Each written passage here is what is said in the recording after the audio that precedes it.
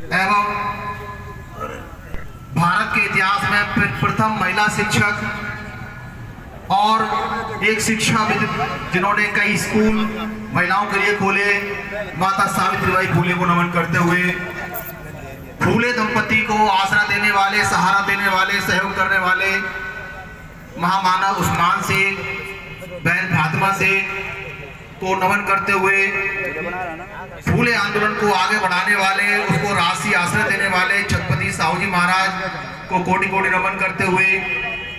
छत्रपति साहू जी महाराज की प्रेरणा से बड़ौदा रियासत, मैसूर रियासत, कोल्हापुर रियासत, जिन्होंने बाबा साहब डॉक्टर अम्बेडकर जैसे प्रतिभाशाली छात्रों को छात्रवृत्ति देकर इस भारत देश को अनुपम योगदान दिया और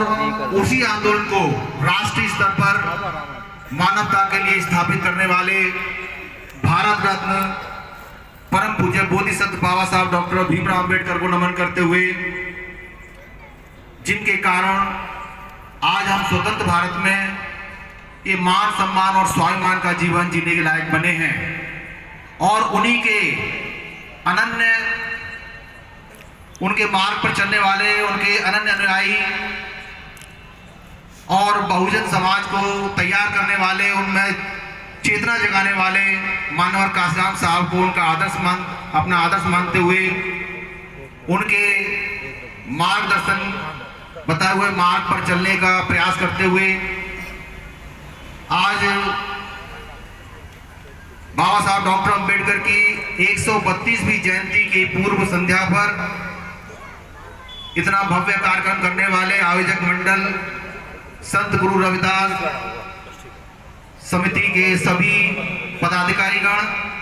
मंचासीन सभी सम्मानित और दूर दराज से आए हमारे मेहमान और हमारे समाज की माताएं, बहनें, बच्चे और सभी सम्मान साथियों को गुरु साहिब का सत साहिब जय भीम करते हुए सभी को नमो बुद्धाय। साथियों, हमें अपने महापुरुषों की जयंती के मौके पर उसी तरीके से तैयारी करनी चाहिए जिस तरीके से इस देश में लोग अपना त्योहार मनाते हैं। इस परंपरा की शुरुआत परम पूज्य बाबा साहब डॉक्टर अम्बेडकर ने 1924 में रानी झांसी रोड पर संत श्रोमणी गुरु रविदास की जयंती मनाकर शुरू किया था।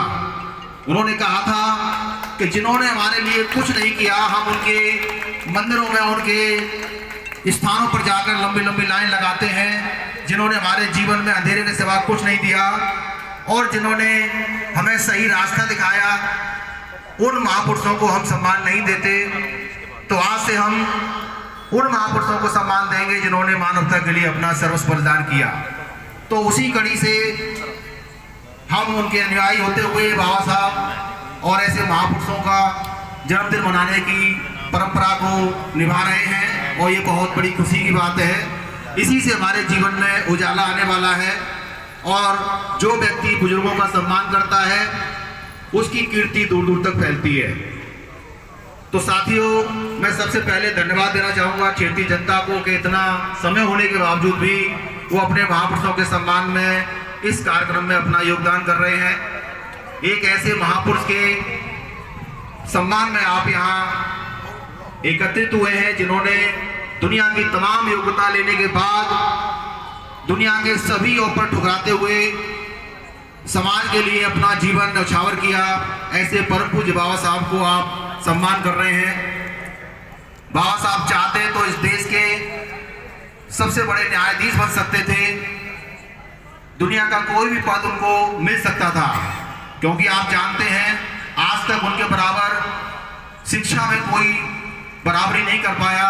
हम अपने जीवन में एक पीएचडी बड़ी मुश्किल से कर पाते हैं। उन्होंने एक नहीं, दो नहीं, तीन नहीं, चार पीएचडी की और दुनिया के लोगों ने उनकी योग्यता का लोहा माना। अमेरिका के राष्ट्रपति बराक ओबामा कहते हैं कि अगर बाबा साहब डॉक्टर अम्बेडकर हमारे यहाँ पैदा होते तो हम उन्हें सन ऑफ द नॉलेज यानी ज्ञान का सूर्य कहते। कोलंबिया यूनिवर्सिटी ने एक अध्ययन किया कि अब तक जितने भी यहाँ से पढ़ के गए हैं उनमें सर्वश्रेष्ठ कौन है, तो उनमें सर्वश्रेष्ठ नंबर 1 बाबा साहब को पाया। तो बाबा साहब की विद्वता का लोहा पूरी दुनिया ने माना, लेकिन भारत एक ऐसा देश है जो बाबा साहब का नाम लेने से भी कतराता है, क्योंकि यहाँ 2 विचारधाराएं काम करती हैं। एक विचारधारा ऐसी है जो गैर बराबरी में विश्वास करती है, और दूसरी विचारधारा बाबा साहब और महापुरुषों की विचारधारा है जो मानवतावादी विचारधारा समता मूलक समाज की स्थापना के लिए अपना कार्य करते हैं। लेकिन दुर्भाग्य यह है कि वो चतुर चालाक लोग नाम तो बाबा साहब का लेते हैं, लेकिन काम जो है वो मनवादी व्यवस्था का करते हैं, और उनकी हम मीठी मीठी बातों में, उनके लोभ लालच में ऐसे उलझ जाते हैं कि हम बाबा साहब के कारवां को कमजोर करके उनके कारवां को मजबूत कर देते हैं। तो साथियों, अगर हमने शिक्षा हासिल की है और हमारे अंदर बुद्धि विवेक अगर आया है, तो हमें अपने दोस्त और दुश्मन की भी पहचान करनी होगी। हमें ये देखना होगा कि हमारे समाज का भला कैसे होगा। बाबा साहब इस देश की मिट्टी से लेकर सोने तक जिसकी जितनी संख्या भारी उसकी उतनी भागीदारी चाहते थे। वो कहते थे कि हर समाज का उतना प्रतिनिधित्व होना चाहिए जितनी उसकी संख्या है, लेकिन सदियों से यहाँ दलित समाज को कहीं भी कोई भी प्रतिनिधित्व नहीं दिया गया। हर क्षेत्र में उसको जो है दूर ही रखा गया। इसलिए उन्हें ये पता था कि आज़ाद होने के बाद, मेरे जाने के बाद यहाँ उनको प्रतिनिधित्व नहीं मिलेगा। उसी प्रतिनिधित्व को जो है उन्होंने सुनिश्चित करने के लिए इस देश में आरक्षण की व्यवस्था की, जो एससी के लिए 15% और एसटी के लिए 7.5%,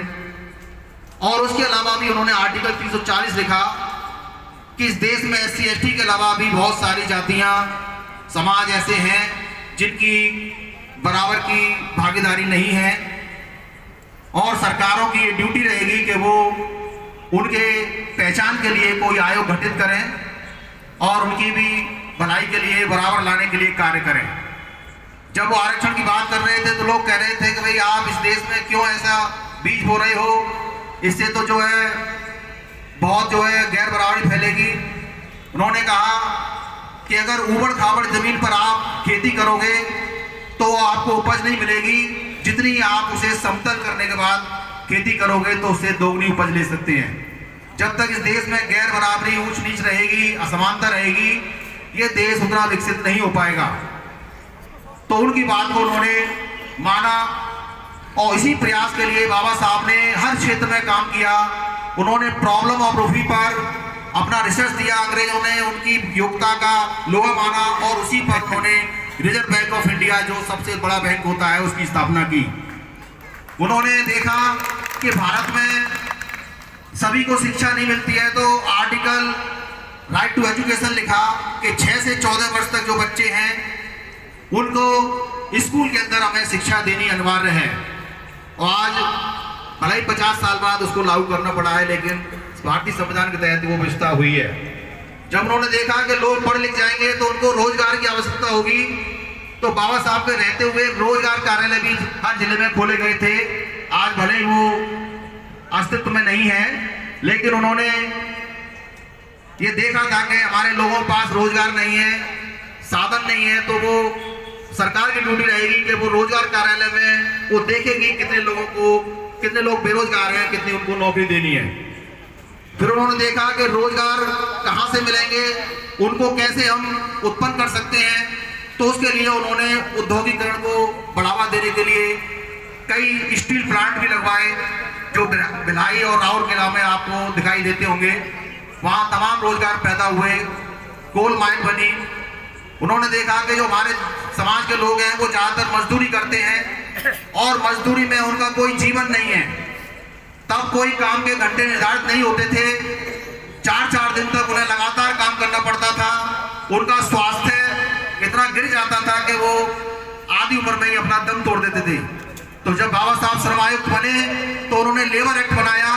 दिन को 3 घंटों में 3 शिफ्टों में बांटा कि 8-8 घंटे की 3 शिफ्ट होंगी और जहां 6 व्यक्ति से ज्यादा काम करेंगे वहां लेबर एक्ट लागू होगा, उनके परिवार की सुरक्षा होगी, उनको अस्पताल की सुविधा देनी होगी, उनका बीमा होगा और उनकी अगर उंगली भी कट जाती है तो उसका हर्जाना उस कंपनी वाले को देना होगा।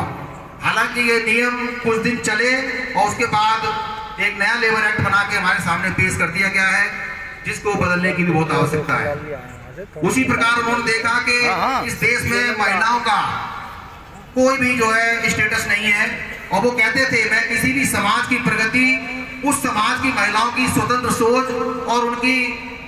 निर्भरता से देखता हूं कि वो कितनी आत्मनिर्भर हुई हैं। तो उसी के लिए उन्होंने अंतरिम सरकार में कानून मंत्री पद पर रहते हुए हिंदू कोड बिल बनाया, लेकिन तत्कालीन परिस्थितियां ऐसी थी कि वो हिंदू कोड बिल उस समय लागू नहीं हो पाया, जिससे वो बेहद दुखी हुए और उन्होंने ऐसा नैतिक कर्तव्य समझा कि मैं जिस काम के लिए आया हूं उस काम को नहीं कर पाता तो मुझे उस पद पर रहने का कोई अधिकार नहीं है और उन्होंने बड़े दुखी मन से कानून मंत्री पद से इस्तीफा दिया। बाद में उसकी सराहना हुई, हिंदू कोड बिल की टुकड़ों में उसको लागू किया गया। आज वो धीरे धीरे पूरा लागू हो चुका है, जिसके कारण नारी को पूरा सम्मान मिला है पढ़ने का, रोजगार करने का, MP MLA प्रधानमंत्री बनने का। जब इंदिरा गांधी देश की प्रधानमंत्री बनी तो उन्होंने इस बात की सराहना की कि आज मैं इस देश में प्रधानमंत्री बन सकी हूँ तो केवल और केवल भारत के संविधान की बदौलत बन सकी हूँ। तो साथियों, ऐसे बाबा साहब जिन्होंने महिलाओं के लिए मैटरनिटी और हमारे लिए पे कमीशन और महंगाई भत्ता और तमाम रोजगार के साधन और लेबर एक्ट बनाकर समाज की सेवा की और जीवन पर्यंत उन्होंने हमें ये गोदी मीडिया, रायचंद मीडिया।